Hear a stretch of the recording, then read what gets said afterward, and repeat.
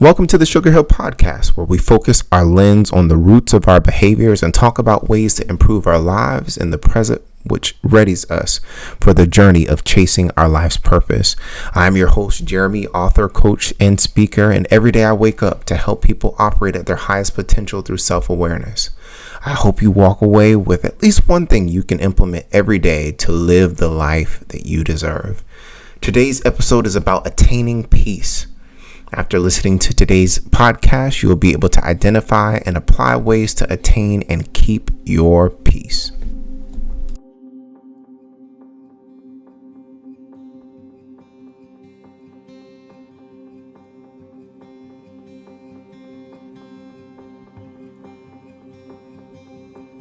Peace is definitely something that you have to work to attain. It's not something that comes overnight. It's not something that we are necessarily born with.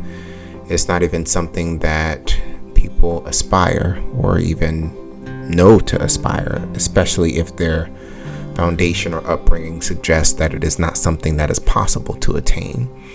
My experience with peace came after a lot of turmoil in my life, actually. It wasn't until I hit rock bottom and everything kind of fell apart that I attained peace. And it was in such a way that was unexplainable. It was in such a way that literally everything in my life had to be uprooted and turned around and flipped upside down and broken and shattered for me to attain peace, which hopefully I'll be able to share a few things with you that will help you attain peace. 5 things, starting with define peace. What is peace to you? I think we come in to life and things are given to us. We are given the alphabet. We are given words. We are sometimes given the definition of those words to be able to give context to them and understand what we're saying. But have we ourselves dug deeper into specific words like peace? For me, peace is sitting on my porch, not worrying about anything. Peace is stillness. Peace is being able to hear and think clearly. Peace is a feeling that is unexplainable in the sense that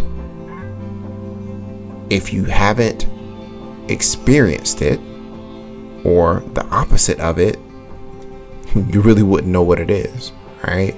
It's kind of crazy. How can you experience peace when you don't know what the opposite is? Like I said, I went through a lot of things, and not only did it break me, but it helped me to realize what was working and what wasn't working. And now that I've defined peace and I know what works for me and what doesn't work for me based on the turmoil that I've been through, which really helped me to open up my eyes and see, I know what to work towards. So make sure you define peace. The second thing is be patient. Like I said, peace is not something that comes overnight, right? It's not something that you can define and then walk around your house a couple of times or walk outside and say, oh, I got it. No, peace is definitely something that you work towards. When you're at work, when you're on your way to work, when you're in traffic, when you're in the line to get something to eat with your children, with your significant other, with your family, peace is something that you have to work your behind for. And be patient. Not only be patient with yourself, be patient with the process, be patient with people around you, right? Once you define peace, know that there is a process that comes along with it, which brings about circumstances and people, and those circumstances and people are molding and shaping you for what you've asked from life, which is peace.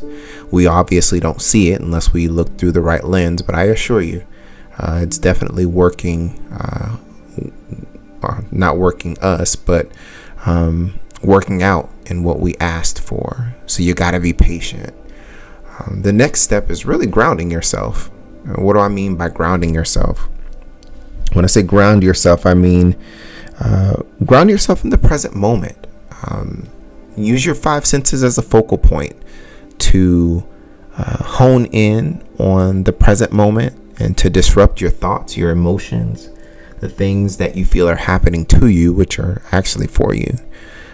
For example, when I meditate or when I ground myself, I grab a set of beads or a necklace, I light some incense and play some water sounds in the background, and I focus intensely on my senses. And what I realize eventually is that I'm not thinking about anything else, right? I get into a place of stillness, and that stillness allows me to respond the best that I can respond in that moment with what I have.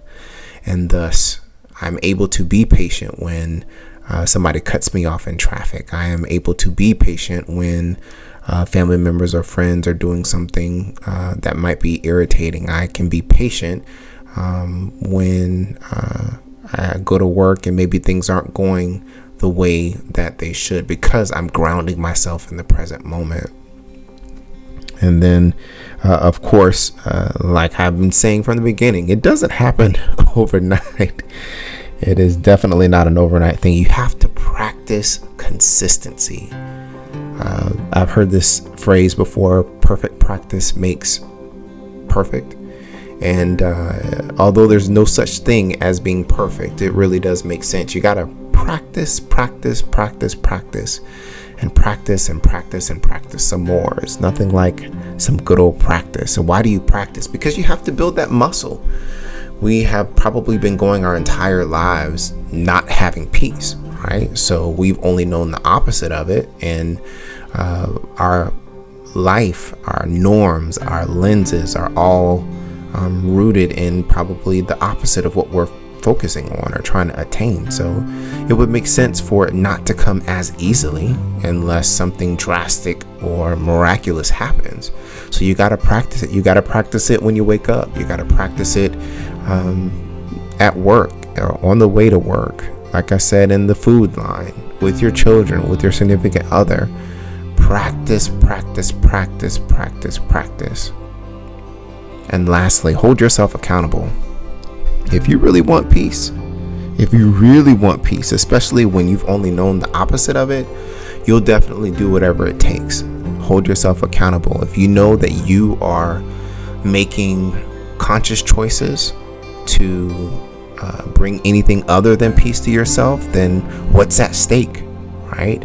If you've been living a life of turmoil or however you want to define it, and is that worth it? Do you want to continue to experience that? Do you want to continue to experience heartbreak? Do you want to, or heartbreak, I should say? Do you want to continue to experience being upset or frustrated? Things that are not in alignment or parallel to peace. And if you don't want to, then hold yourself accountable. When you're patient with yourself and you ground yourself in the present moment and you practice that, you build that muscle that allows you to pause and say, you know what? I've been down this road before and I can do things differently. And I choose to do everything I can to align my thoughts, words, and deeds with what I've defined peace to be. And everything that I've experienced and everything that I've gone through has shown me that peace is what I want, and it's something that I'm going to go after no matter what.